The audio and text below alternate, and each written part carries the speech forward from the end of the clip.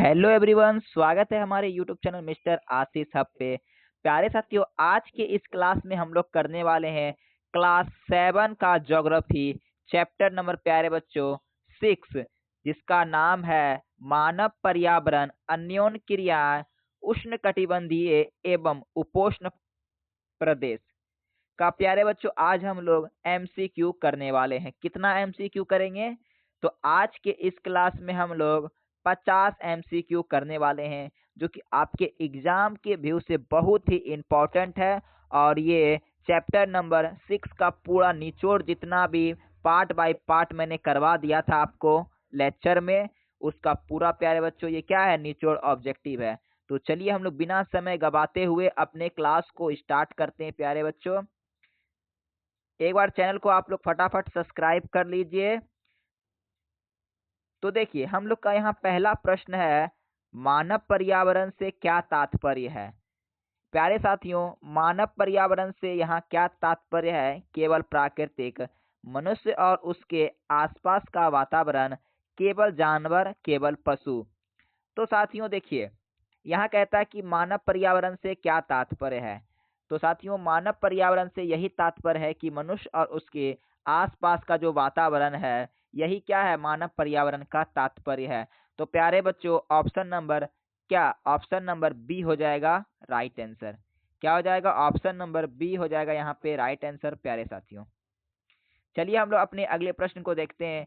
एक काम कीजिए दोस्तों, आप लोग भी क्या कीजिए, कमेंट करते जाइए, ठीक ना। आप लोग भी कमेंट करते जाइए, तो जिससे क्या होगा, आपका डाउट जितना होगा सारा डाउट क्लियर होते जाएगा।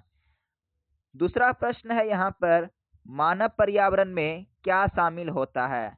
घर, सड़क, खेती, उस उपयुक्त सभी। तो देखिए, मानव पर्यावरण में क्या शामिल होता है? तो यहाँ पर मानव पर्यावरण में घर भी शामिल होता है, सड़क भी शामिल होता है और खेती भी शामिल होता है। तो क्या हो जाएगा? ऑप्शन नंबर डी हो जाएगा यहाँ पर राइट आंसर। क्या हो जाएगा? डी हो जाएगा यहाँ पर राइट आंसर। चलिए हम लोग अपने अगले प्रश्न को देखते हैं। हम लोग का आगे का प्रश्न क्या है? आप लोग का डी सही हुआ कि नहीं हुआ, कमेंट में जरूर बताइएगा कि 2 नंबर का डी सही हुआ कि नहीं हुआ। चलिए अगला प्रश्न हम लोगों का है, उष्णकटिबंधीय प्रदेश कहाँ पाए जाते हैं? साथियों, उष्णकटिबंधीय प्रदेश जो है कहाँ पाए जाते हैं? कर्क रेखा और मकर रेखा के बीच, ध्रुवों के पास, केवल भारत में, समुद्र में। तो देखिए साथियों, कर्क रेखा और मकर रेखा जो होती है, इसमें क्या होता है प्यारे बच्चों कि उष्णकटिबंधीय प्रदेश पाए जाते हैं। क्या होता है? कर्क रेखा और मकर रेखा के बीच कौन सा देश पाया जाता है? तो उष्णकटिबंधीय देश पाया जाता है। तो ऑप्शन नंबर यहाँ पे साथियों ए हो जाएगा राइट आंसर। आप लोग का सही हुआ कि नहीं हुआ? तीसरा का ए सही हुआ। पीडीएफ कहाँ मिलेगा साथियों? पीडीएफ के लिए आपको टेलीग्राम का लिंक डिस्क्रिप्शन में डाल दिया गया है, वहां से आपको पीडीएफ मिल जाएगा। बिल्कुल फ्री मिलेगा वहां पे पीडीएफ, 1 रुपया भी देने की जरूरत नहीं है। आइए हम लोग अपने अगले प्रश्न को देखते हैं। आगे का प्रश्न है, उष्णकटिबंधीय प्रदेश में जलवायु कैसी होती है? बहुत ठंडी, गर्म और आर्द्र, शुष्क, ठंडी और सूखी। तो देखिए, उष्णकटिबंधीय प्रदेश में जो जलवायु होती है वह कैसी होती है? वो गर्म और आर्द्र होती है। कैसी होती है? गर्म और आर्द्र होती है। ऑप्शन नंबर बी हो जाएगा यहाँ पर राइट आंसर। चलिए हम लोग अपने अगले प्रश्न को देखते हैं। आगे का प्रश्न क्या है, देखते हैं आगे का प्रश्न क्या है। प्रश्न संख्या 5। तो देखिए, हम लोग का आगे का प्रश्न कहता है 5, उष्णकटिबंधीय वर्षावन कहाँ पाए जाते हैं? उष्णकटिबंधीय वर्षावन कहाँ पाए जाते हैं? ऑप्शन है अफ्रीका में, दक्षिण अमेरिका, एशिया, उपयुक्त सभी। तो देखिए यहाँ पर कहता है कि उष्णकटिबंधीय वर्षावन कहाँ पाए जाते हैं। तो उष्णकटिबंधीय वर्षावन अफ्रीका में भी पाया जाता है, दक्षिण अमेरिका में और एशिया में भी पाया जाता है। तो ये तीनों जगह पाया जाता है। तो क्या हो जाएगा? ऑप्शन नंबर डी हो जाएगा यहाँ पर राइट आंसर। किसका किसका 5 का डी सही हुआ है, कमेंट कीजिएगा। आगे का हम लोग का प्रश्न है, उष्णकटिबंधीय वर्षोपवनों में वर्षा कैसी होती है? बहुत कम, माध्यम, बहुत अधिक, नहीं होती है। कहने का अर्थ हुआ यहाँ पे क्या कि उष्णकटिबंधीय वर्षोपन जो वन होती है वहां पर बारिश कैसी होती है, ज्यादा होती है, कम होती है, या फिर होती ही नहीं है, या फिर मीडियम होती है। तो देखिए यहाँ पर बारिश कैसी होती है, तो यहाँ पे बारिश होती है बहुत अधिक। कैसी होती है बारिश? बहुत ही अधिक होती है। तो 16 का हो जाएगा, यानी कि 6 का हो जाएगा कितना? ऑप्शन नंबर सी हो जाएगा राइट आंसर। आइए अपने अगले प्रश्न को देखते हैं। आगे का प्रश्न हम लोगों का क्या है? 7 नंबर है, अमेजन नदी किस महाद्वीप में है? बहुत ही इंपॉर्टेंट है ये प्रश्न कि अमेजन नदी जो है वो किस महाद्वीप में है? एशिया, अफ्रीका, दक्षिण अमेरिका, यूरोप। तो देखिए अमेजन जो नदी है वो कहाँ है? तो अमेजन नदी हो जाता है, तो देखिए अमेजन जो नदी है वो कहाँ है? वो है दक्षिण अमेरिका में। कहाँ है साथियों? दक्षिण अफ्रीका में है। तो ऑप्शन नंबर क्या हो जाएगा? ऑप्शन नंबर हो जाएगा सी राइट आंसर। 7 का हो जाएगा सी। आइए अपने अगले प्रश्न को देखते हैं। आप लोग अभी तक चैनल को सब्सक्राइब नहीं किए हैं तो एक बार चैनल को सब्सक्राइब जरूर कर लें। अमेजन क्षेत्र में घने जंगलों को क्या कहते हैं? साथियों अमेजन क्षेत्र में घने जंगल को क्या कहते हैं? वर्षावन, मरुस्थल, घास भूमि, टुंड्रा। तो देखिए साथियों अमेजन जंगल में जो क्षेत्र होते हैं उसको हम लोग क्या कहते हैं? उसे हम लोग कहते हैं वर्षावन। क्या कहते हैं? वर्षावन कहते हैं। तो ऑप्शन नंबर इसका ए हो जाएगा राइट आंसर। 8 का एक किसका सही हुआ कमेंट कीजिएगा, ताकि मैं अगले क्लास जब लूं तो मैं उनका नाम अनाउंसमेंट कर सकूं। आइए अब देखते हैं प्रश्न संख्या 9 देखते हैं। 9 क्या कहता है? उष्णकटिबंधीय क्षेत्रों में पेड़ कैसे होते हैं? प्यारे साथियों उष्णकटिबंधीय, यहाँ पर उष्णकटिबंधीय पेड़ों कैसे होते? पेड़ छोटे आकार के, बहुत ऊंचे घने आकार के, सूखे या कांटेदार। तो देखिए उष्णकटिबंधीय क्षेत्र जो होते हैं वहां पर पेड़ होते हैं ऊंचे ऊंचे और बहुत घना विशाल जंगल होता है, जंगल टाइप का। कैसा? बहुत ऊंचा और घना पेड़ होता है उष्णकटिबंधीय क्षेत्र में। तो ऑप्शन नंबर हो जाएगा बी राइट आंसर हो जाएगा 9 का। आइए 10 नंबर देखते हैं साथियों। तो 10 नंबर कहता है अमेजन क्षेत्र में लोगों को क्या कहा जाता है? अमेजन क्षेत्र में लोगों को क्या कहते हैं? एक्समी को, रेड इंडियन, आदिवासी, किसान। तो देखिए अमेजन जंगल में जो लोग रहते हैं, वहाँ जो क्षेत्र में जो लोग रहते हैं उसे आदिवासी कहते हैं। क्या कहते हैं?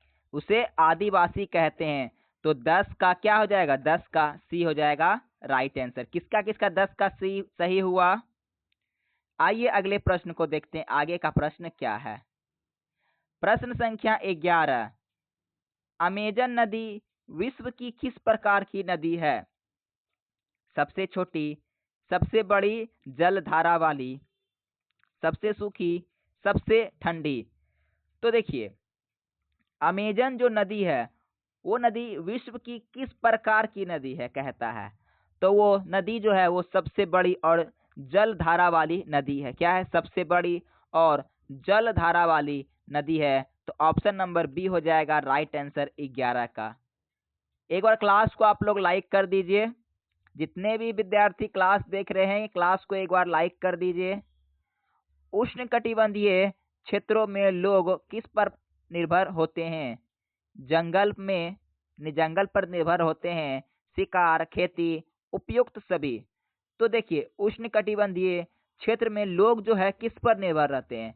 तो लोग निर्भर रहते हैं वहां पर जंगल में, शिकार पर और खेती पर निर्भर रहते हैं। तो क्या हो जाएगा? उपयुक्त सभी, यानी कि डी हो जाएगा इसका राइट आंसर। 12 का क्या हो जाएगा? डी हो जाएगा राइट आंसर। आइए 13 नंबर देखते हैं साथियों। 13 नंबर कहता है उपोष्ण प्रदेश कहाँ पाए जाते हैं? उपोष्ण प्रदेश कहाँ पर पाए जाते हैं? कर्क रेखा के आसपास, ध्रुवों के पास, समुद्र में, स्थल रूप में। तो देखिए कर्क रेखा के आसपास जो क्षेत्र होता है, कर्क रेखा के आसपास जो क्षेत्र होता है उसको उपोष्ण प्रदेश कहते हैं। क्या कहते हैं? उपोष्ण प्रदेश कहते हैं। ऑप्शन नंबर ए हो जाएगा राइट आंसर। चलिए अगले प्रश्न को देखते हैं। आगे का प्रश्न यहाँ पर है, उपोष्ण प्रदेश की जलवायु कैसी होती है? बहुत गर्म, ठंडी, माध्यम, बहुत ठंडी। तो देखिए उपोष्ण प्रदेश की जो जलवायु होती है वो होती है माध्यम होती है। कैसी होती है? वो माध्यम होती है। तो ऑप्शन नंबर सी हो जाएगा राइट आंसर 14 का। आइए अगले प्रश्न को देखते हैं। देखिए प्रश्न भाग रहा है क्यों? एक बार लाइक कर दीजिए क्लास को। आगे का प्रश्न है, गंगा ब्रह्मपुत्र बेसिन किस क्षेत्र में आते हैं? ये जो गंगा ब्रह्मपुत्र बेसिन किस क्षेत्र में आते हैं? उष्णकटिबंधीय, उपोष्णकटिबंधीय, ध्रुवो यानी कि ध्रुवीय, मरुस्थल। तो देखिए गंगा ब्रह्मपुत्र बेसिन जो है वो आते हैं उपोष्ण कटिबंधीय। कैसा आते हैं? उपोष्ण कटिबंधीय। ऑप्शन नंबर बी हो जाएगा राइट आंसर। क्या हो जाएगा? ऑप्शन नंबर बी हो जाएगा राइट आंसर। आइए प्रश्न संख्या 16 देखते हैं। प्रश्न संख्या 16 है, गंगा नदी कहाँ से निकलती है? बहुत ही इंपॉर्टेंट। गंगा नदी कहाँ से निकलती है? हिमालय से, समुद्र से, झील से, मरुस्थल से। तो देखिए गंगा जो नदी है वो निकलती है कहाँ से? वो हिमालय से निकलती है। कहाँ से निकलती है? गंगा नदी कहाँ से निकलती है? गंगा नदी हिमालय से निकलती है। तो ऑप्शन नंबर क्या हो जाएगा? ए हो जाएगा राइट आंसर। आइए प्रश्न संख्या 17 देखते हैं। 17 नंबर है, गंगा ब्रह्मपुत्र क्षेत्र की मुख्य फसल क्या है? गंगा ब्रह्मपुत्र क्षेत्र की मुख्य फसल क्या है? गेहूं, चावल, मक्का, जौ। तो देखिए गंगा ब्रह्मपुत्र क्षेत्र जो है वहाँ की मुख्य फसलें जो होती है वो होती है चावल। क्या होती है? वहाँ की मुख्य फसलें क्या होती है? वहाँ की मुख्य फसलें चावल होती है। तो ऑप्शन नंबर बी हो जाएगा राइट आंसर। कौन कौन का सही हुआ? किसका किसका सही हुआ? 17 का। 17 का बी। आगे का प्रश्न हम लोगों का है, इस क्षेत्र में लोग किस प्रकार के घर बनाते हैं? लकड़ी और मिट्टी के, यानी कि उष्णकटिबंधीय जो लोग रहते हैं अपने घर को कैसे बनाते हैं? लकड़ी और मिट्टी से, बर्फ से, पत्थर से या लोहा से? तो देखिए यहाँ पर जो लोग रहते हैं वो अपना घर बनाते कैसे? लकड़ी और मिट्टी से बनाते हैं। किसके? लकड़ी और मिट्टी के बनाते हैं ये फिर अपना घर। तो ऑप्शन नंबर ए हो जाएगा राइट आंसर। आइए प्रश्न संख्या 20 देख लेते हैं। 19 दो दो बार लिखा गया क्या? 18, 19।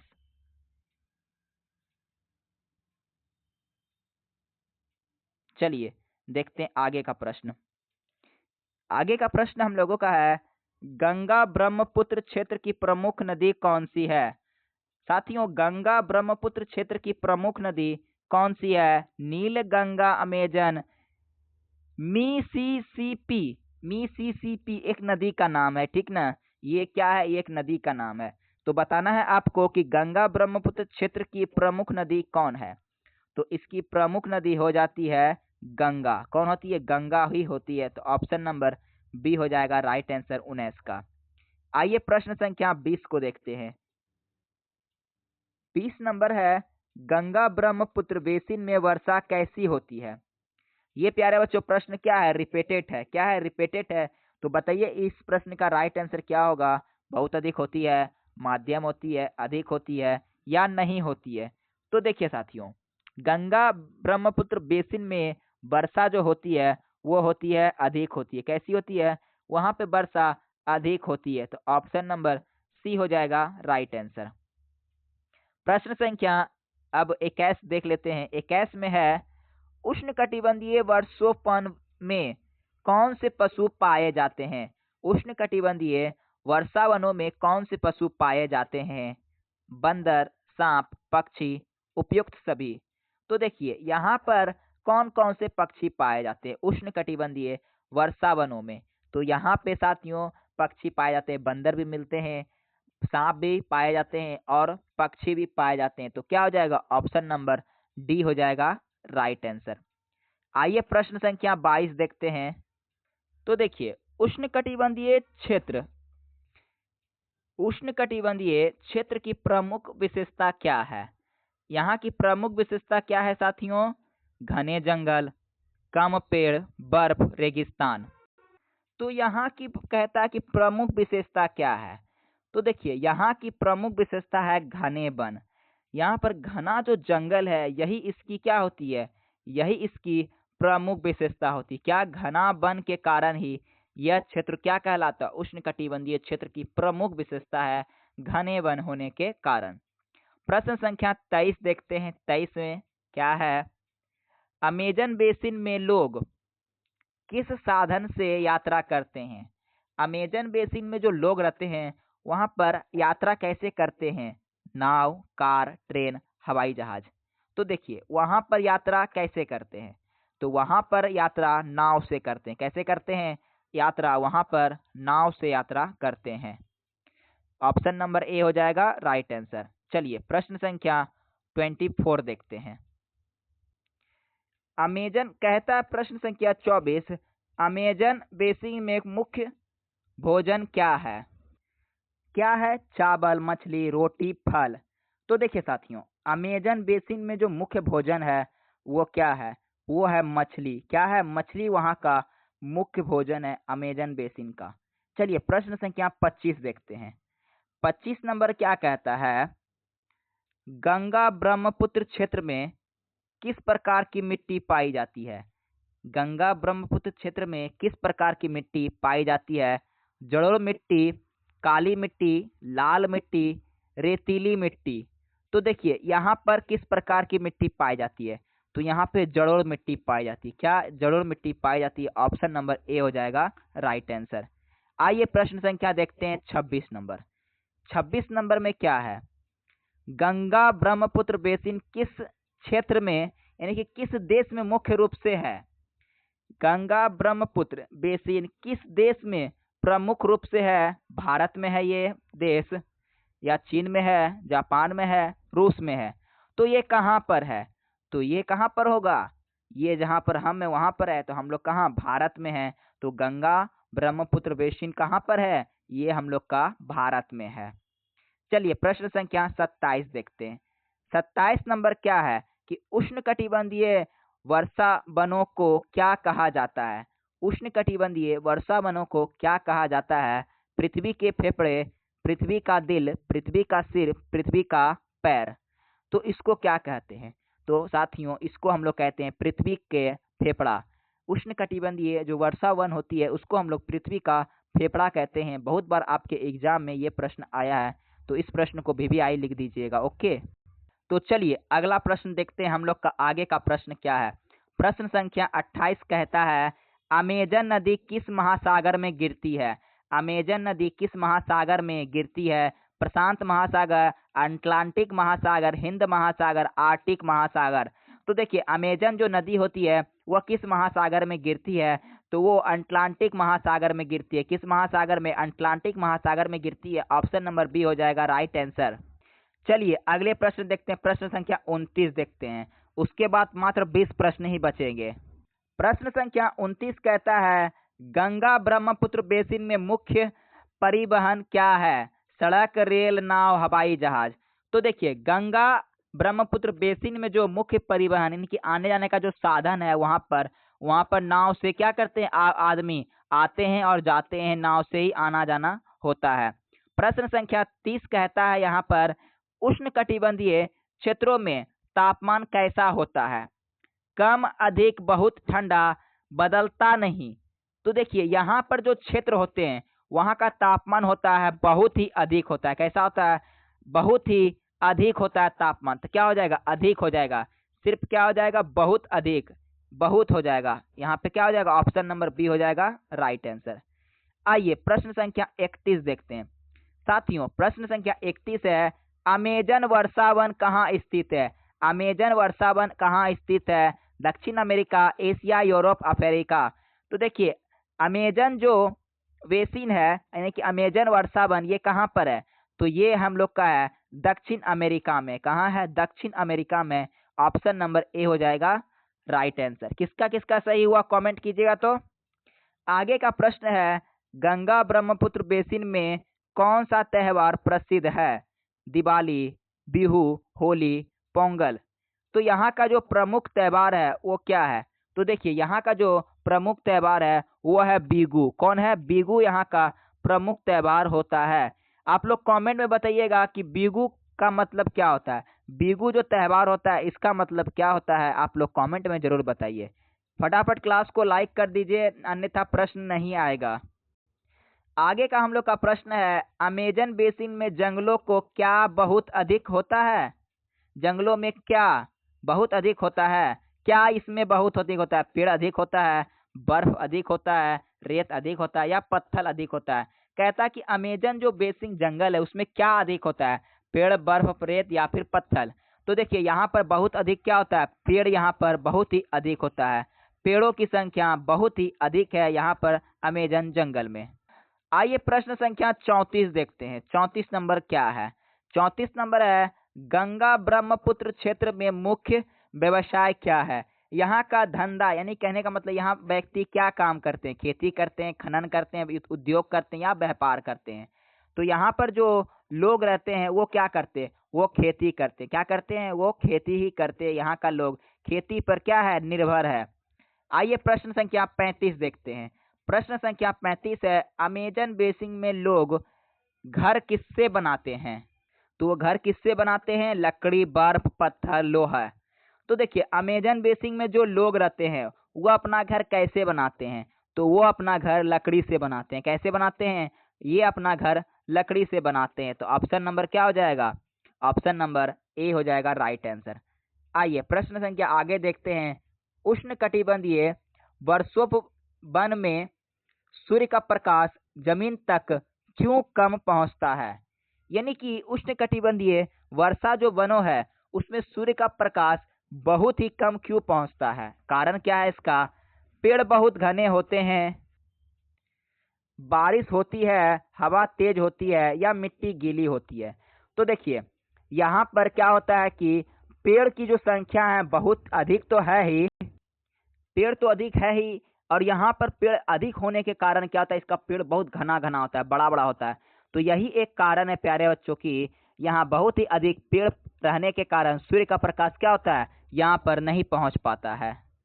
आइए प्रश्न संख्या देखते हैं हम लोग अपने अगले प्रश्न को। प्रश्न संख्या 37 है, गंगा ब्रह्मपुत्र बेसिन में कौन सा जानवर पाया जाता है? यहाँ पर कौन सा जानवर पाया जाता है? हाथी, बाघ, गेंडा, उपयुक्त सभी। तो देखिए यहाँ पर कौन सा जानवर पाया जाता है? तो यहाँ पर पाया जाता है हाथी भी, बाघ भी, गेंडा भी। तो क्या हो जाएगा? उपयुक्त सभी हो जाएगा। ऑप्शन नंबर डी हो जाएगा राइट आंसर। किसका किसका सही हुआ? 70 यानी 37 का डी। आगे का प्रश्न है, गंगा ब्रह्मपुत्र बेसिन में किस प्रकार की खेती होती है? यहाँ पर किस प्रकार की खेती होती है? धान की खेती, कपास की खेती, चाय, या ए और सी दोनों? तो देखिए यहाँ पर खेती कैसे होती है। यहाँ पर जो खेती होती है वो होती है, धान की भी खेती होती है और यहाँ पर चाय की खेती होती है। क्या होती है? धान की खेती और चाय की खेती होती है। तो ऑप्शन नंबर डी हो जाएगा राइट आंसर। प्रश्न संख्या देखते आगे हम लोग। आगे का हम लोग का प्रश्न है, अमेजन बेसिन में कौन सी नदी प्रमुख है? अमेजन, नील, गंगा, सिंधु। तो देखिए यहाँ पर प्रमुख नदी कौन सी है? तो साथियों यहाँ पर प्रमुख नदी है अमेजन। क्या है? अमेजन बेसिन में प्रमुख नदी अमेजन ही है। आइए आगे का प्रश्न देखते हैं। प्रश्न संख्या 40। प्रश्न संख्या 40 है, उष्णकटिबंधीय क्षेत्र में दिन और रात कैसे होते हैं? उष्णकटिबंधीय क्षेत्र में दिन और रात कैसे होते हैं? लगभग बराबर, बहुत लंबे, बहुत छोटे, अलग अलग। तो यहाँ पर जो दिन और रात होते हैं वो कैसे होते हैं? वो लगभग बराबर होता है। कैसा होता है? लगभग बराबर होता है। तो ऑप्शन नंबर ए हो जाएगा राइट आंसर। आइए हम लोग अपने अगले प्रश्न को देखते हैं। प्रश्न संख्या 41।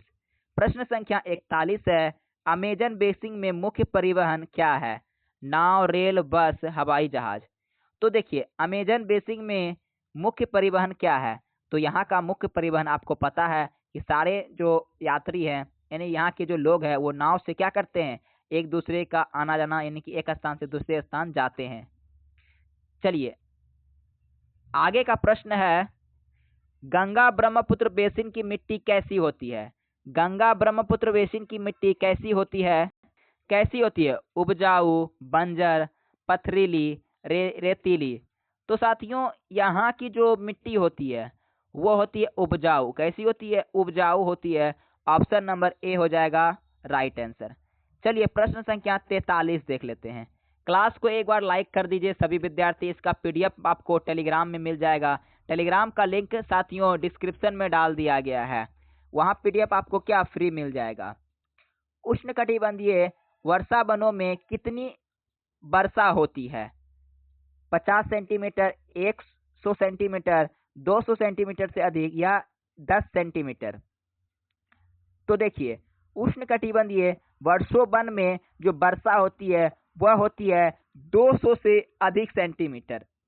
क्या होती है? 200 से अधिक सेंटीमीटर यहाँ बारिश होती है। प्रश्न संख्या 44 है, गंगा नदी किस सागर में मिलती है? बहुत ही इंपॉर्टेंट कि गंगा नदी किस सागर में मिलती है? अरब सागर, बंगाल की खाड़ी, लाल सागर, काला सागर। तो देखिए गंगा नदी जो है वो किस सागर में मिलती है? तो वो बंगाल की खाड़ी में जाकर के मिल जाती है। कैसा? बंगाल की खाड़ी में जाकर के गंगा नदी मिल जाती है। तो ऑप्शन नंबर बी हो जाएगा राइट आंसर। अगला प्रश्न हम लोगों का है, गंगा ब्रह्मपुत्र बेसिन में कौन सा शहर प्रसिद्ध है? कोलकाता, दिल्ली, मुंबई, जयपुर।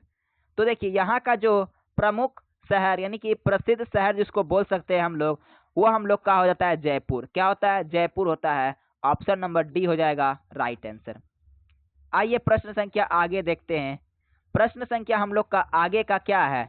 आगे है, अमेजन वर्षों वनों में कौन से पक्षी पाए जाते हैं? तोता, टूंगन, पोंगो यानी कि मैक्को, उपयुक्त सभी। तो देखिए यहाँ पर कौन से पक्षी पाए जाते हैं? तो साथियों यहाँ पर तोता भी पाया जाता है, टूकन भी पाया जाता है और मैक्को भी पाया जाता है। तो क्या हो जाएगा? उपयुक्त डी। डी नंबर हो जाएगा राइट आंसर। चलिए आगे का हम लोग का प्रश्न है, देखते हैं प्रश्न संख्या 47, गंगा ब्रह्मपुत्र बेसिन में बाढ़ क्यों आती है? गंगा ब्रह्मपुत्र बेसिन में बाढ़ क्यों आती है? अधिक वर्षा के कारण, नदियां बड़ी है इसलिए, या हिमालय से पानी निकलती है इसलिए, या उपयुक्त सभी। तो देखिए गंगा ब्रह्मपुत्र जो बेसिन है इसमें बाढ़ क्यों आती है? तो इसका कारण है बहुत अधिक वर्षा होती है, नदियां बड़ी है और हिमालय से जो पानी निकलती है, ये सब सारे कारण है। तो क्या हो जाएगा? ऑप्शन नंबर डी हो जाएगा राइट आंसर, उपयुक्त सभी। क्या हो जाएगा? उपयुक्त सभी हो जाएगा। प्रश्न संख्या 48 देखते हैं। 48 में क्या है, उष्णकटिबंधीय क्षेत्रों में पेड़ साल भर कैसे रहते हैं? साल भर कैसे रहते हैं? हरे, सूखे, छोटे, गिर जाते हैं। तो यहाँ पर पेड़ कैसे रहते हैं साल भर? तो यहाँ पर सालों भर पेड़ क्या होते हैं? हरे रहते हैं। क्या रहते हैं? सालों भर पेड़ों क्या होते हैं? हरे रहते, कभी भी ये क्या होते? गिरते नहीं हैं।